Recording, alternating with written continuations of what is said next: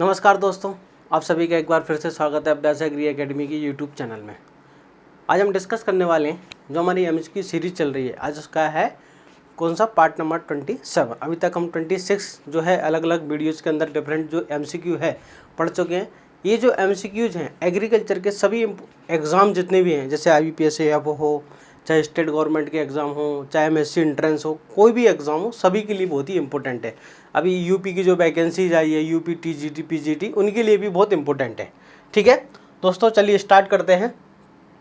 अगर आप हमारे चैनल पर नए हैं तो भाई आपका एक इतना फ़र्ज़ बनता है कि चैनल पे आप लगातार वीडियो देखते हो। बहुत सारे स्टूडेंट है ना, यहाँ से पढ़ के यूट्यूब चैनल से पेड कोर्सेज नहीं पढ़ते, यहीं से पढ़ के सिलेक्ट हो रहे हैं। ठीक है, मैं आपको बताऊंगा उन स्टूडेंटों को जो अपनी यूट्यूब चैनल पढ़ के ही सिलेक्ट हो गए ओनली, कहीं भी कोचिंग नहीं की उन्होंने। तो आप लगातार अगर आपको कंटिन्यू वीडियो चाहिए तो आप हमारे यूट्यूब चैनल पर बने रहें। इसके लिए आपको क्या करना है, आपको सब्सक्राइब करना है और इसके बाद क्या दबाना है, बेल आइकन दबाना है, जिससे नोटिफिकेशन आ जाए। चलिए, अगर आप उत्तर प्रदेश के स्टूडेंट हैं और आपको टीचर बनना है, जो कि बहुत अच्छी वैकेंसी है एग्रीकल्चर के अंदर PGT और है ना TGT की, तो इसका जो कोर्स है मात्र 999 रुपये में हम आपको हमारी एप्लीकेशन अभ्यास एग्री एकेडमी की एप्लीकेशन पे आपको मिल जाएगा, जिसमें complete recorded video, study material, previous year के पेपर, सारी चीज़ आपको मिल जाएगी मात्र 999 रुपये के अंदर, हिंदी इंग्लिश दोनों मीडियम में। या फिर आप एग्रीकल्चर की किसी भी कॉम्पिटिटिव एग्ज़ाम का प्रिपरेशन कर रहे हैं, किसी भी कॉम्पिटिटिव एग्ज़ाम का, ठीक है, चाहे आप FCI का, AFO का, चाहे किसी भी स्टेट गवर्नमेंट, एक ही कोर्स जिससे सारे एग्जाम कवर हो जाएंगे। ठीक है, ये विजय भव नाम से बैच है, जिसके अंदर लाइव क्लासेस, रिकॉर्डेड वीडियो, सारी चीज़ आपको मिलने वाली है एक ही बैच के अंदर। या पर्टिकुलर IBPS AFO का प्रिपरेशन कर तो इसका भी बैच चलता है, आप वो भी अटेंड कर सकते हैं दोस्तों। चलिए, या फिर FCI का ओनली सेपरेट आपको FCI पढ़ना है, एग्रीकल्चर बॉटनी जूलॉजी, वो भी आप कर सकते हैं। देन इसके बाद मोस्ट इंपॉर्टेंट ये है, एग्रीकल्चर के स्टूडेंटों को सबसे ज़्यादा प्रॉब्लम आती है इंग्लिश के अंदर फाउंडेशन में। तो इंग्लिश का जो कोर्स है दोस्तों, बेसिक से लेके बिल्कुल है ना एडवांस लेवल तक का इंग्लिश है, मात्र आपको 1000 रुपये मिल जाएगा। अभी इस पर 33% डिस्काउंट है, आपको 1 साल की वैलिडिटी के साथ मात्र 1000 रुपये में ये मिल जाएगा। तो आप ये ले सकते हैं और पढ़ सकते हैं लाइव क्लासेस है। चलिए अब स्टार्ट करते हैं दोस्तों। पहला क्वेश्चन है आपके सामने, the cooling of lava takes place on the surface of the earth fairly rapidly and solidified material is known as. ठीक है, आज हम ज़्यादा से ज़्यादा डिस्कस करने वाले हैं सॉइल साइंस के बारे में। ठीक है, क्योंकि सॉइल साइंस एक मेजर सब्जेक्ट है, सभी कॉम्पिटेटिव एग्जाम में पूछा जाता है। तो यहाँ पर क्वेश्चन है, देखो यहाँ पर हिंदी और इंग्लिश दोनों के अंदर डिस्कस करने वाले हैं। ये कह रहा है कि जब लावा जो होता है, गर्म लावा, ठीक है, लावा जब कहाँ सॉलिड होता है, कहाँ पर, क्या कह रहा है, takes place on the surface of earth, जब है ना ये अर्थ है, पृथ्वी की अर्थ सतह के ऊपर। ठीक है, लावा का जो कूलिंग होता है कहाँ पर होता है, अर्थ सरफेस के ऊपर होता है। और इससे जो रॉक्स बनेगी उनको कौन सी रॉक्स हम कहते हैं। जब लावा जो ठंडा होता है किस पर होता है, अर्थ की सरफेस पर, अबाउ द अर्थ सरफेस। ठीक है, तो उस पर कौन सी रॉक्स का फॉर्मेशन होता है, क्या प्लूटोनिक रॉक्स बनती है, या वैल्कोनिक रॉक्स बनती है, या मेटामॉर्फोसिस बनती है, या सेडिमेंट्री। तो देखो इसका करेक्ट आंसर क्या है, इसका करेक्ट आंसर है वैल्कोनिक रॉक्स। क्या है इसका करेक्ट आंसर, वैल्कोनिक रॉक। आप समझना थोड़ा, ठीक है, आपको मैं सारी चीज़ बता देता हूँ रॉक्स के अंदर क्या होता है। देखिए आप, ठीक है, कि सबसे पहले क्या होता है, मैग्मा जो होता है, ज्वालामुखी के फटने से आपको पता है मैग्मा या लावा, ठीक है, क्या निकलता है, लावा। सबसे पहले ये क्या होता है, कूलिंग। सबसे पहले क्या होता है इसका, कूलिंग होता है ना, और सॉलिडिफिकेशन। ठीक है, कूलिंग एंड सॉलिडिफिकेशन। सबसे पहले कूलिंग एंड सॉलिडिफिकेशन से जिस रॉक्स का फॉर्मेशन होता है वो होती है इग्नियस रॉक्स। कौन सी होती है, इग्नियस रॉक्स होती हैं। कौन सी होती है, इग्नियस रॉक्स होती हैं, आपको मालूम है। ठीक है, अब इग्नियस रॉक्स जो हैं, ये जो प्लूटोनिक और वैल्कोनिक जो होती है वो इग्नियस ही होती है एक प्रकार की, है ना। ये जो प्लूटोनिक और है ना, ये जो होती है इग्नियस रॉक्स ही होती हैं। क्या क्या, एक होती है हमारी प्लूटोनिक, क्या होता है, प्लूटोनिक, और एक होती है वैल्कोनिक। ठीक है, वैल्कोनिक। बात समझ में आ रही है। अगर ये लावा का जो ठंडा है, अगर ये लावा जो ठंडा हो रहा है, कूलिंग हो रहा है, अगर ये इनसाइड द अर्थ सरफेस होता है, अगर ये ठंडा कहाँ पर होता है, इनसाइड द अर्थ सरफेस। ठीक है, इनसाइड द अर्थ सरफेस, पृथ्वी की सतह के नीचे होता है, तो इससे कौन सी रॉक बनती है, प्लूटोनिक। अगर ये लावा ठंडा होता है, ठीक है, on the surface of earth, पृथ्वी की सतह के ऊपर, on the surface of earth, पृथ्वी की सतह के ऊपर ठंडा होता है, तो इससे कौन सी रॉक बनती है, वैल्कोनिक रॉक बनती है। ठीक है, अब इसी से आगे चल के क्या होती है, इसमें वेदरिंग होती है। इसी में आगे चल के क्या होती है भाई, वेदरिंग, हाँ है ना, वेदरिंग की प्रोसेस। ठीक है, वेदरिंग के बाद और क्या होता है, सीमेंटेशन, ठीक है। वेदरिंग के और क्या होता है, वेदरिंग, सिल्टेशन, सीमेंटेशन, ठीक है। और क्या होता है, सिल्टेशन। सिल्टेशन के बाद और क्या होगा, सीमेंटेशन एंड एग्रीगेशन, जिससे क्या होता है, सेडिमेंट्री रॉक्स बनती है। क्या सेकेंडरी रॉक्स है, सेडिमेंट्री रॉक्स का फॉर्मेशन होता है। कैसे, वेदरिंग, सिल्टिंग, यहाँ पर होता है सीमेंटेशन, ठीक है, सीमेंटेशन और एग्रीगेशन, सीमेंटेशन और एग्रीगेशन, जिससे किसका फॉर्मेशन होता है भाई, सेडिमेंट्री रॉक्स का फॉर्मेशन होता है। अब इन सेडिमेंट्री रॉक्स के अंदर क्या होता है, intense heat and high temperature, ठीक है, मेटामॉर्फिक रॉक का फॉर्मेशन होगा। किसका, मेटामॉर्फिक रॉक्स का। क्लियर है, इंटेंस हीट, याद रखना, intense heat and pressure, high temperature और प्रेशर पर क्या होता है, ये इग्नियस रॉक से भी हो जाएगा डायरेक्ट, है ना, ऐसी, जिससे क्या हो जाएगा, मेटामॉर्फिक रॉक, ठीक है। वापस मेटामॉर्फिक से वापस मैग्मा बन सकता है। तो इस प्रकार से रॉक्स का फॉर्मेशन होता है, एक रॉक से दूसरी रॉक का इस प्रकार से फॉर्मेशन होता है। तो मैंने आपको बताया कि इग्नियस रॉक्स के ही टाइप होते हैं, प्लूटोनिक और बैल्कोनिक, जिसका एक फेमस एग्जाम्पल क्या होता है, बेसाल्ट। इसका फेमस एग्जाम्पल क्या है, बेसाल्ट है। और इसका फेमस एग्जाम्पल क्या होता है, इसका फेमस एग्जाम्पल होता है हमारा ग्रेनाइट, ठीक है, इसका फेमस। तो मैंने आपको सारी चीज़ें ना, पूरी अर्थ कैसे मतलब रॉक्स का फॉर्मेशन होता है वो आपको मैंने समझा दिया है। चलिए अब चलते हैं question number 2, example of the igneous rocks, ठीक है। आपसे पूछा जा रहा है इग्नियस रॉक्स का एग्जाम्पल, ग्रेनाइट, बेसाल्ट, गैब्रो, ठीक है, डायोराइट, सेनाइट, ये सारे जो एग्जाम्पल होते हैं ना, ग्रेनाइट, बेसाल्ट, गैब्रो, एक होता है डायोराइट, ठीक है, एक होता है सेनाइट, ये सारे जो एग्जाम्पल है, these are the example of igneous rocks. ये सभी किसके एग्जाम्पल हैं, इग्नियस रॉक्स के एग्जाम्पल होते हैं। चलिए इसके बाद नेक्स्ट क्वेश्चन है एग्जाम्पल ऑफ द मेटामॉर्फिक्स, है ना, मेटामॉर्फिक रॉक जो होती है, मेटामॉर्फोसिस रॉक्स होती है, मेटामॉर्फिक रॉक जो होती है उनका एग्जाम्पल क्या, रूपांतरित चट्टान है, ठीक है, नीस है, मार्बल है, सिस्ट है ना, ये सारे जो एग्जाम्पल, स्लेट है, ये सारे जो क्वार्ट्जाइट है, ये सारे ना, देखो नीस है, मार्बल है, सिस्ट है, ठीक है। इसके बाद क्या है, क्वार्ट्जाइट, एक याद रखना, क्वार्ट्जाइट भी होता है, क्वार्ट्ज से बनता है ना। इसके बाद स्लेट है, ये सारे जो एग्जाम्पल है किसके हैं, मेटामॉर्फिक के ना, सारे के सारे एग्जाम्पल इसके हैं। नेक्स्ट क्वेश्चन है सेडिमेंट्री रॉक्स के एग्जाम्पल, देखो लाइमस्टोन, डोलोमाइट, सैंडस्टोन, ठीक है, कॉन्ग्लोमेरेट और सेल, ये सारे जो एग्जाम्पल है ना किसके हैं, तो these are the example of sedimentary rocks. देखो हर एग्जाम में पूछे जाते हैं। चलिए अगला है केमिकल फॉर्मूला ऑफ ऑर्थोक्लेज, ठीक है। ऑर्थोक्लेज क्या होता है, एक प्रकार का नॉन फेरो मैग्नीशियम सिलिकेट होता है, ठीक है। तो केमिकल फॉर्मूला क्या होता है ऑर्थोक्लेज का, केमिकल फॉर्मूला तो ये होता है के एल्यूमिनियम Si3O8, याद रखना ऑर्थोक्लेज, ठीक है ना। फेल्सपार जो होता है कि ऑर्थोक्लेज ग्रुप का मिनरल होता है, फेल्सपार आपने सुना होगा ना। चलिए नेक्स्ट क्वेश्चन है अगला, which earth crust mineral is the chief constituent of the fraction of sandy fraction. आपसे पूछ रहा है कि कौन सा, which earth crust mineral is the chief constitution fraction of sandy, sandy जो सॉइल होती है उसका मेजर भाग जो बनाता है वो कौन सा अर्थ क्रस्ट के अंदर पाए जाने वाला मिनरल बनाता है। तो देखो जो है क्वार्ट्ज जो होता है, याद रखना क्वार्ट्ज के टूटने से क्या बनता है, सैंडी, ठीक है। क्वार्ट्ज के टूटने से जो क्वार्ट्ज या सिलिका है ना, क्वार्ट्ज या फिर हम सिलिका कहें SiO2 है ना, सिलिका, इसके टूटने से सोइल के अंदर क्या बनता है भाई, सैंडीज है, क्या सैंडी सोइल, ठीक है, क्या बनती है, सैंडी सोइल का फॉर्मेशन होता है। देन इसके बाद आपको पता है फेल्सपार, फेल्सपार के टूटने से क्ले, फेल्सपार के हाइड्रोलाइसिस से हमको क्या मिलता है, क्ले फ्रैक्शन, इससे हमको क्या मिलता है, क्ले फ्रैक्शन मिलता है। उसके टूटने से हमको क्वार्ट्ज और है ना, चलिए सिलिका का फॉर्मेशन होता है, मतलब क्वार्ट्ज या सिलिका के टूटने से हमसे सैंडी फ्रैक्शन मिलता है। क्वेश्चन नंबर 7 है फेल्सपार जो होता है अर्थ क्रस्ट के अंदर कितना परसेंट होता है, फेल्सपार, ठीक है, कितना होता है भाई 48%, फेल्सपार कितना होता है 48%, क्वार्ट्ज या सिलिका 36% होता है ना, क्वार्ट्ज 10% कौन होता है, माइका 10% होता है माइका। चलिए नेक्स्ट क्वेश्चन ये पूछ रहे हैं आपसे, magnesium mica is called, magnesium mica को और क्या हम कहते हैं, मैग्नीशियम माइका को और क्या कहा जाता है, ठीक है, biotic mica, potash mica, muscovite या ऑल ऑफ दिस। देखो मैग्नीशियम माइका जो ब्लैक कलर का होता है जिसको हम क्या बोलते हैं, बायोटिक माइका भी कहते हैं। मैग्नीशियम माइका ब्लैक कलर का होता है जिसको हम बायोटिक माइका भी कहते हैं, ठीक है। तो जो पोटास और मस्कोवाइट माइका होता है ये व्हाइट कलर का होता है, व्हाइट क्लियर ट्रांसपेरेंट होता है, ये एक ही है ना, पोटास माइका कहो या मस्कोवाइट माइका कहो एक ही होता है, व्हाइट होता है, क्लियर होता है, ट्रांसपेरेंट होता है, ठीक है। क्या होता है, क्लियर होता है, ट्रांसपेरेंट होता है, व्हाइट क्लियर ट्रांसपेरेंट, पोटास या मस्कोवाइट। जबकि मैग्नीशियम और biotic mica these are the black colour, और बाकी ऐसा ही होता है सेम टू सेम, बस ब्लैक कलर का होता है।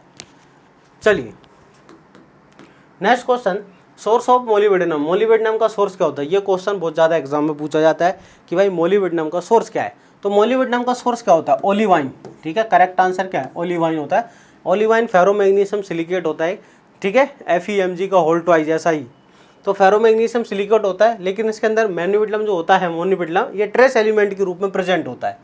कार्बामेट, ये आपको पता है कार्बन है। हॉर्नब्लैंडी, ये मैग्नीशियम प्लस कॉपर दोनों का भी होता है। ब्रूसाइट एक प्रकार का मैग्नीशियम होता है ना, ब्रूसाइट आपको मैग्नीशियम मिल जाएगा, मैग्नीशियम की लेयर होती है। Question number 10, most resistant mineral of weathering, weathering के प्रति सबसे ज़्यादा रेजिस्टेंट कौन सा होता है? क्वार्ट्ज है।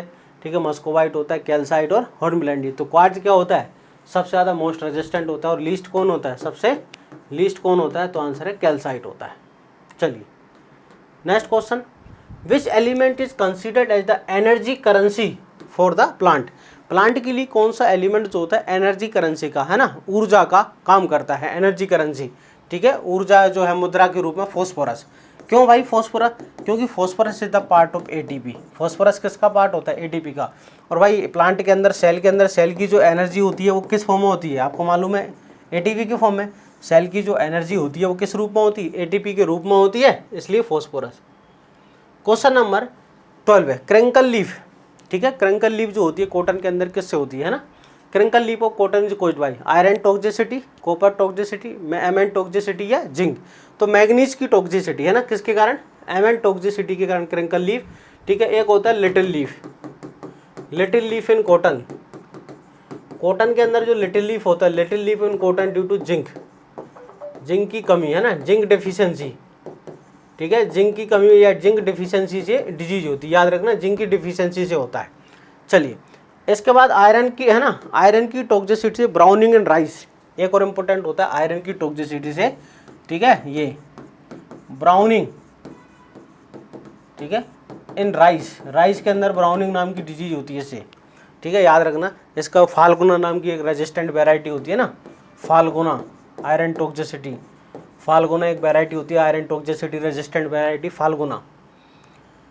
क्वेश्चन नंबर 13 है, सोइल कलर डिटर्मिनेशन क्रोमा। जब हम सोइल कलर जो होता है मुल्सन कलर चार्ट के द्वारा, ठीक है, क्रोमा क्या रिप्रेजेंट करता है? जो मुल्सन कलर चार्ट होता है, मुल्सन कलर चार्ट, इस मुल्सन कलर चार्ट के द्वारा जब हम सोइल को देखते हैं तो उसके अंदर तीन क्या होते हैं, अलग अलग पैरामीटर्स होते हैं। एक ह्यू होता है, एक वैल्यू होता है और एक क्रोमा होता है। ठीक है, तो क्रोमा क्या बताता है? देखो मैं आपको तीनों को बता देता हूँ क्रोमा। ठीक है, सबसे पहले होता है हुई, H, ठीक है, AU।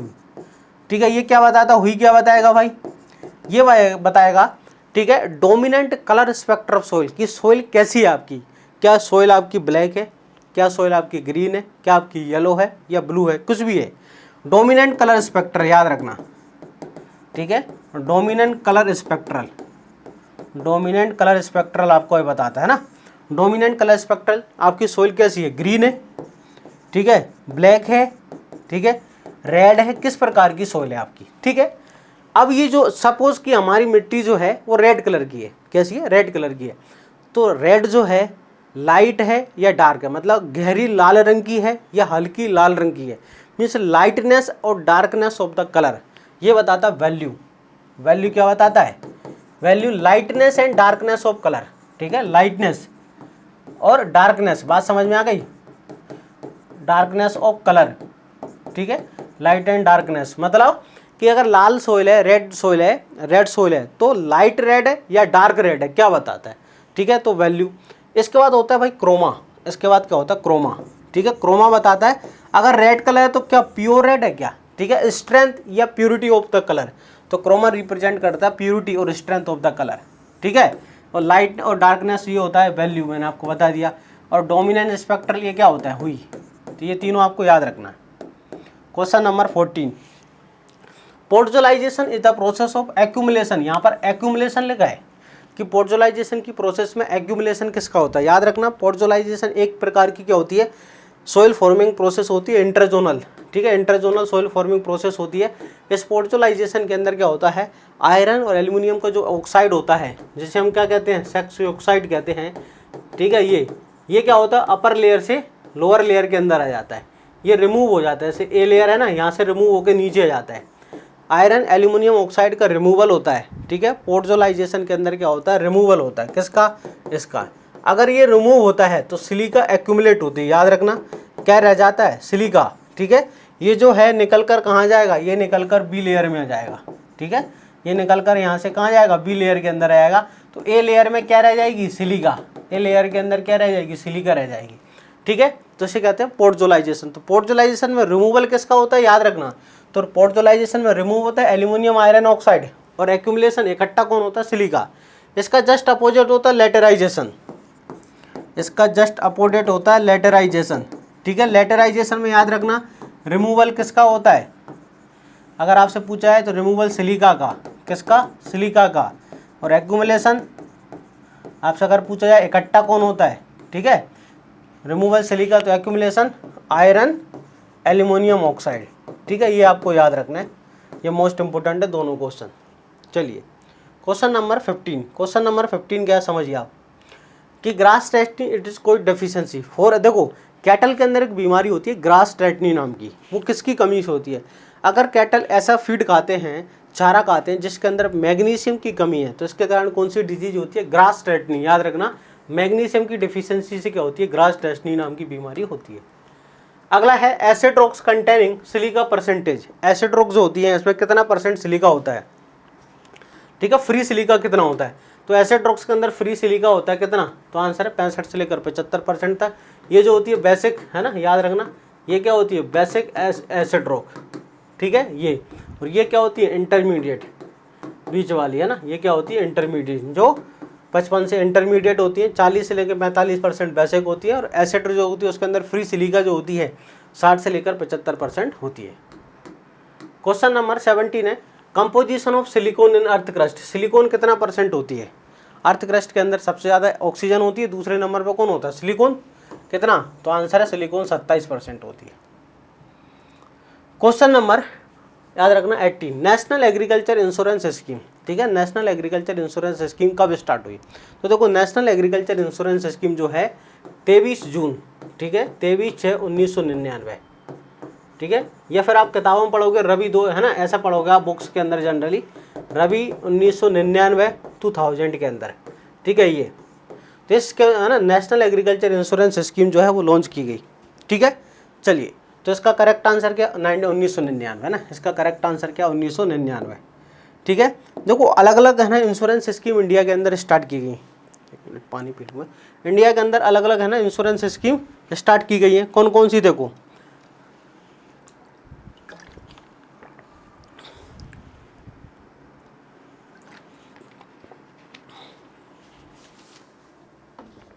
चलिए देखो सबसे पहले इंडिया के अंदर जनरल क्रॉप इंश्योरेंस कंपनी जो है GIC, तो क्रॉप इंश्योरेंस स्कीम, ठीक है, CIS जिसको हम कहते हैं, क्रॉप इंश्योरेंस स्कीम स्टार्ट की गई। क्रॉप इंश्योरेंस स्कीम याद रखना इसको, है ना, क्रॉप इंश्योरेंस स्कीम 1973 पहली बार। जनरल इंश्योरेंस जो कॉरपोरेशन है GIC के द्वारा 1973 के अंदर क्रॉप इंश्योरेंस स्कीम स्टार्ट की गई। दूसरे नंबर पे आप याद रखेंगे इसके बाद, है ना, एरिया वेस्ट क्रॉप इंश्योरेंस, है ना, area based crop insurance scheme, area based crop insurance scheme, है ना, एरिया वेस्ट क्रॉप 1979, ठीक है। इसके बाद क्या है, मॉडिफाइड क्रॉप इंश्योरेंस स्कीम है, sorry comprehensive crop insurance scheme, कौन सी है, comprehensive crop insurance scheme, comprehensive crop insurance scheme. ये कंप्रेहेंसिव क्रॉप इंश्योरेंस स्कीम 1985 के अंदर का, 1985 के अंदर। इसके बाद national agriculture insurance scheme, national agriculture insurance scheme 1999-2000, ठीक है। इसके बाद weather based crop insurance scheme, एक है वेदर वेस्ट, ठीक है, weather based crop insurance scheme, ठीक है। Weather based crop insurance scheme जो है ये 2007, क्या 2007, ठीक है।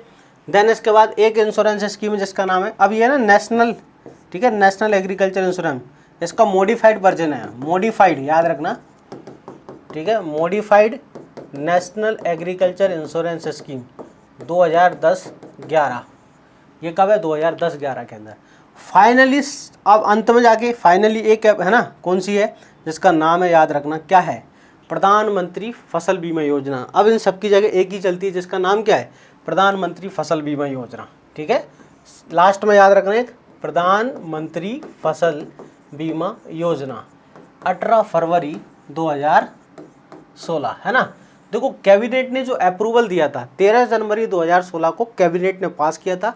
मध्य प्रदेश के सीहोर जिले के सिरपुर गांव में प्रधानमंत्री नरेंद्र मोदी के द्वारा 18 फरवरी 2016 को इसका इनॉग्रेशन किया गया था, इसको लॉन्च की गई थी प्रधानमंत्री फसल बीमा योजना। तो मैंने इंडिया के अंदर जितना भी क्रॉप इंश्योरेंस स्कीम का जो हिस्ट्री है वो आपको मैंने बता दिया, इसको आप मोस्ट इंपोर्टेंट नोट कर लेना। ठीक है, चलिए इसके बाद नेक्स्ट क्वेश्चन आपके सामने है, the insecticide act was passed in, insecticide act कब है, 1968 के अंदर, हाँ है ना, 1960 सॉरी हाँ बिल्कुल 1968 के अंदर, सही है। इसके बाद एक होता है डिपा, है ना, डिस्ट्रक्टिव इंसेक्ट पेस्ट एक्ट 1914 ये। चलिए नेक्स्ट क्वेश्चन आपके सामने है, द टीआई प्लाज्मिड, है ना, TI plasmid used in the genetic engineering option. Genetic engineering के अंदर डीएनए ट्रांसफर के लिए हम क्या करते हैं, प्लाज्मिड का यूज किया जाता है। तो वो प्लाज्मिड टीआई प्लाज्मिड जो है हम किस बैक्टीरिया का लेते हैं, तो किसका लेते हैं, तो आंसर है एग्रोबैक्टीरियम ट्यूमेफिशियन। ये टीआई प्लाज्मिड जो होता है किसका होता है, एग्रोबैक्टीरियम ट्यूमेफिशियन का टीआई प्लाज्मिड यूज किया जाता है किसके अंदर, तो आंसर है डीएनए को ट्रांसफर करने के लिए बायोटेक्नोलॉजी के अंदर हम इसका यूज करते हैं। आई होप ये 20 क्वेश्चन आपको समझ आए होंगे। इस तरह आप जो वीडियो एमसी की वीडियो लगातार हमारी आती रहेंगी, आप जुड़े रहिए। अगर आप किसी भी एग्रीकल्चर कॉम्पिटेटिव एग्जाम की प्रिपरेशन करना चाहते हैं और आपका बेसिक बहुत ही क्या है कमज़ोर है और आप जीरो से लेकर एडवांस तक पढ़ना चाहते हैं, जिस प्रकार आप एमसीक्यू में देखते हैं कि हम चारों ऑप्शन को डिस्क्राइब करते हैं और एक एक चीज़ अच्छे से समझाते हैं, ताकि स्टूडेंट को है ना उसका विजन क्लियर हो कि अच्छा हाँ इस ऑप्शन से और क्या क्या हो सकता है। हम खाली ये एक ही ऑप्शन को डिस्क्राइब नहीं करते, मैं आपने देखा होगा मैं एक ही नहीं, आपको उस क्वेश्चन के क्या क्या विजन हो सकते हैं, कैसे क्वेश्चन पूछे जा सकते हैं, वो सारी चीज़ आपको मैं बताता हूँ।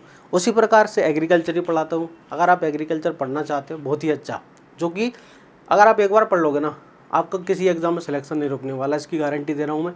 तो आप बिल्कुल जुड़िए हमारे साथ। हमारी एप्लीकेशन को जो है अभ्यास एग्री एकेडमी एप्लीकेशन को गूगल प्ले स्टोर से डाउनलोड करिए, वहाँ पर बहुत सारे फ्री लेक्चर है, आप डेमो भी अवेलेबल है तो आप ले सकते हैं बिल्कुल। जब आप सेटिस्फाई है तो आप बिल्कुल ज्वाइन करिए। मिलते हैं नेक्स्ट वीडियो के अंदर, तब तक के लिए जय हिंद।